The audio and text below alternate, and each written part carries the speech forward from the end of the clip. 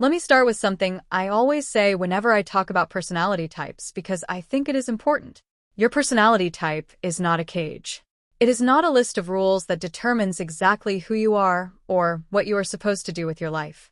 It is more like a map that gives you a general idea of your tendencies, your strengths, and the kinds of environments where you are likely to feel most like yourself.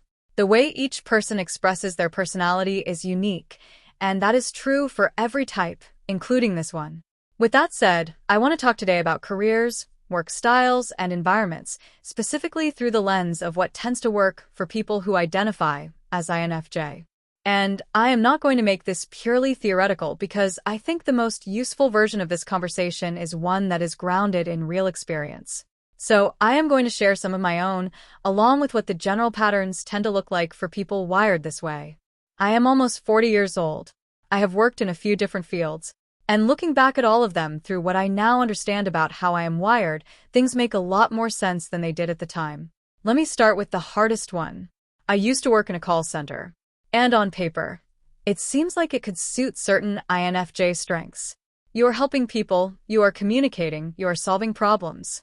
But in practice, for me, it was one of the most draining experiences I have had professionally. And the reason was not the work itself. It was the structure around the work. In a call center, your time is not your own. Your breaks are scheduled to the minute. There is no flexibility, no room to step away and collect yourself after a difficult interaction. And when you are someone who absorbs the emotional state of every person you talk to, back-to-back conversations with frustrated, upset, or sometimes irrational customers, with no recovery time in between, is a recipe for complete burnout. Add to that my own perfectionism, the need to solve every issue properly, to ask exactly the right questions, to handle every person's problem in a way that felt thorough and genuinely helpful, and you have a combination that was never going to be sustainable long-term. I cared too much about doing it right, in an environment that did not give me the time or space to do it right. That tension was exhausting in a way that went beyond tiredness. It wore something down at a deeper level. That experience taught me something important. The work itself matters, but the environment and structure around the work matter just as much, maybe more.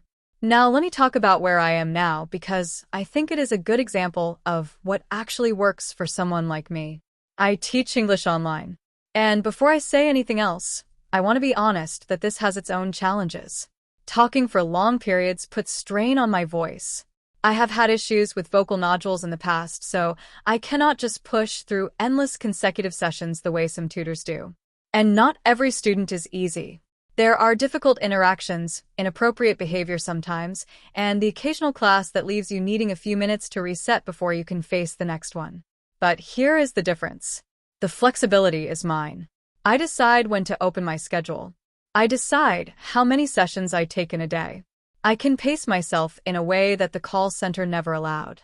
And when someone is genuinely inappropriate or the situation feels wrong, I have the ability to cancel and protect my own energy.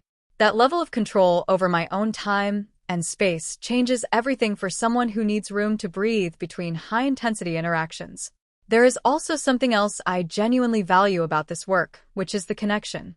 When a student keeps coming back, when the conversations go beyond the lesson material and into real exchanges about culture, hobbies, daily life, it starts to feel less like a transaction and more like something real.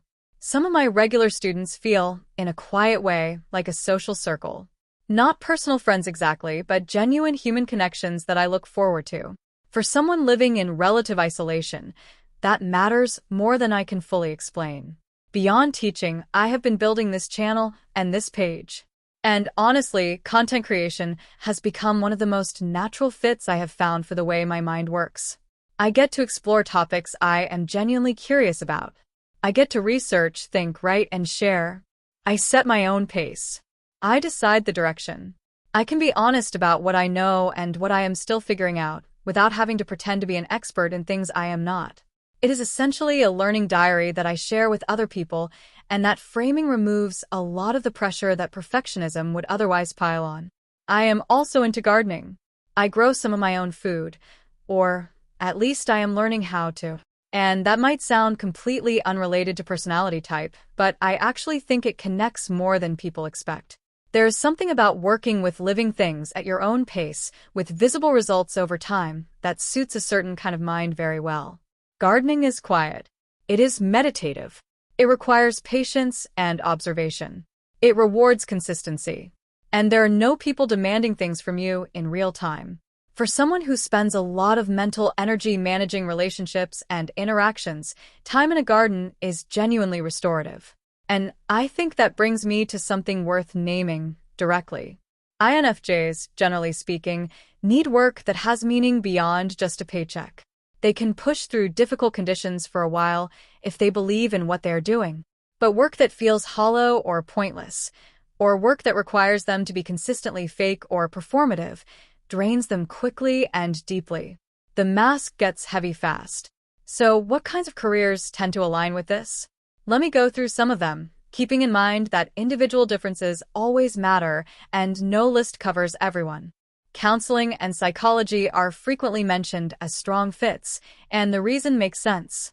INFJs are naturally drawn to understanding what is happening beneath the surface of a person's behavior. They listen well, they pick up on things that are not being said, and they genuinely want to help people work through difficult things. The challenge is that this kind of work requires very strong personal boundaries, because absorbing other people's pain professionally, without a clear line between their experience and your own, can cause serious burnout over time. The work suits the wiring, but the self-protection has to be intentional and consistent. Writing is another natural fit. Whether it is fiction, journalism, educational content, or personal essays, writing allows for deep thinking, careful crafting of ideas, and communication that happens at your own pace rather than in real time. There is no audience demanding an immediate response. There is space to get it right. And for a mind that is always processing, always noticing, always making connections between things, having a channel for all of that output is genuinely necessary. Teaching in the right format works well. Not necessarily in a rigid classroom environment with packed schedules and no room for personal connection, but in settings where there is actual relationship between the teacher and the student, where the teaching is about more than just delivering content, where there is space for real conversation and genuine exchange. That is where the natural strengths show up most clearly. Roles in advocacy, nonprofit work, or social causes also tend to attract people wired this way because the work is connected to something that feels meaningful. The danger there is overextending, giving everything to the cause without enough left for yourself. Boundaries, again, are essential. Creative fields, including design, music, film, photography, or anything that involves building something with a personal vision at the center, can be deeply satisfying. The challenge is that these fields often require navigating criticism, public reception, and uncertainty, all of which can be hard for someone who holds themselves to high internal standards. Animal care and working with nature more broadly, including farming, conservation, or shelter work, is something I personally think gets overlooked when people talk about career fits for this type. Animals do not judge. They do not gaslight. They do not have hidden agendas. And the connection between a person and an animal they care for is straightforward and real in a way that human relationships sometimes are not. For someone who is emotionally exhausted by complex interpersonal dynamics, spending time with animals can be both professionally meaningful and personally restorative. Now, let me talk about work style, because I think this matters as much as the specific job title. Autonomy is not optional. It is a genuine requirement. When there is too much micromanagement, too many rigid rules about exactly how things must be done, too little room to approach a problem in the way that makes most sense to the individual, the work starts to feel suffocating. Not because the person is difficult to manage, but because being trusted to figure things out well, and then being prevented from doing so, creates a specific kind of internal frustration that compounds over time. Depth over breadth is another consistent pattern. Given a choice between many surface-level tasks and fewer tasks that allow for real depth and focus, the preference will almost always be for depth. Shallow, repetitive work that never goes anywhere becomes numbing. Work that allows for genuine understanding, real problem-solving, and creative thinking keeps the mind engaged. Meaningful relationships at work matter too. Not necessarily close personal friendships with every colleague, but the sense that interactions are genuine, that people are honest with each other, that the environment is not full of office politics or performative professionalism makes a significant difference to overall well-being at work. And finally, recovery time. This is not a weakness. It is a physical and psychological reality. After intensive social interaction, after emotionally demanding work, after days that required a lot of performing or managing, there needs to be quiet, space to decompress, time without demands. People who understand this about themselves and build it into their routine, rather than feeling guilty about needing it, tend to sustain their energy and their output much more effectively over time. If you are someone who recognizes yourself in any of this, I hope it helps you think a little more clearly about what you actually need from your work, not just what you have been told you should want. The right environment does not make everything easy, but it makes the hard parts manageable. And for someone who is going to give a lot of themselves to whatever they do, that matters more than most people realize. Thanks for watching. If this video resonated with you, please consider hitting the subscribe button. I am currently working toward my goal of 1,000 subscribers, so I can finally monetize this channel and turn this passion into a sustainable part of my future. This is my unfiltered diary of solo living in the Philippines, and your support helps me keep this channel growing. If you would like to help out even more, you can check out the Buy a Treat for My Pets link in the description. My dogs definitely appreciate the love. Make sure you are subscribed so you do not miss the next update. Thank you for being such an important part of this journey. I will see you in the next one.